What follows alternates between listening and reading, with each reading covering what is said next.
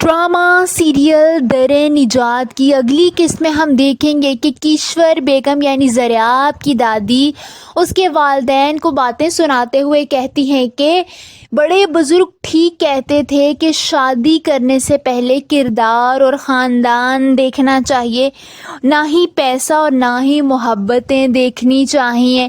وہ بہت زیادہ پریشان ہوتی ہیں کیونکہ انہیں زریاب اور زامل دونوں کے لیے بہت زیادہ پریشانی ہو رہی ہوتی ہے، مگر زریاب کے والدین تو کچھ سمجھنے کو تیار ہی نہیں ہوتے۔ وہیں ہم دیکھیں گے کہ زریاب اور زامل میں اب کافی لڑائیاں ہونے لگتی ہیں۔ وہ دونوں باہر گھومنے جا رہے ہوتے ہیں جب زامل کچھ لڑکوں سے زریاب کی وجہ سے لڑائی کرنے لگتا ہے۔ جب وہ لڑکے وہاں سے چلے جاتے ہیں تو وہ زریاب پر کافی غصہ کرتا ہے اور سارا الزام اس کے کندھوں پر رکھتے ہوئے کہتا ہے کہ آج تک میرے ساتھ جو کچھ بھی برا ہوا ہے اور میں جب بھی برائی کی طرف گیا ہوں تمہاری وجہ سے گیا ہوں زریاب۔ تم نہ تو خود گمراہی سے نکل رہی ہو اور نہ ہی مجھے نکلنے دے رہی ہو۔ یہ سن کر اسے بہت زیادہ برا لگتا ہے، یہاں تک کہ ان دونوں کی لڑائی اپارٹمنٹ میں بھی ہوتی ہے۔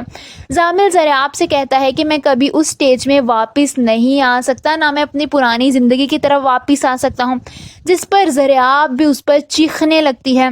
دوسری طرف ہم دیکھیں گے کہ کشور بیگم ابو بکر کو بلاتی ہیں اور اسے سمجھاتے ہوئے کہتی ہیں کہ تم زریاب کو سمجھاؤ، کیونکہ انہیں پتہ چلا ہوتا ہے کہ زریاب اور زامل دونوں ایک ہی اپارٹمنٹ میں رہ رہے ہیں، جس پر ابو بکر کہتا ہے کہ میں ایسا کر لوں گا مگر مجھے نہیں لگتا کہ اس سے کچھ ہوگا، مجھے نہیں پتا کہ وہ کس حد تک میری بات سنے گی۔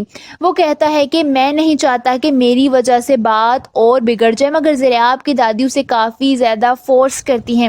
وہیں ہم دیکھیں گے کہ زامل اپنے اسی دوست سے ملتا ہے جس کے ساتھ وہ تبلیغ پر گیا ہوتا ہے۔ وہ اسے ساری صورتحال بتاتا ہے کہ کیسے اس کی اور زریاب کی لڑائیاں ہو رہی ہیں، جس پر اس کا دوست کہتا ہے کہ جب تو اسے دین کے قریب نہیں لے جا سکتا اور وہ تجھے دین سے دور لے کے جا رہی ہے تو اس سب میں صرف ایک ہی راستہ بچتا ہے، یعنی اس کا اشارہ اس طرف ہوتا ہے کہ تم زریاب کو چھوڑ دو۔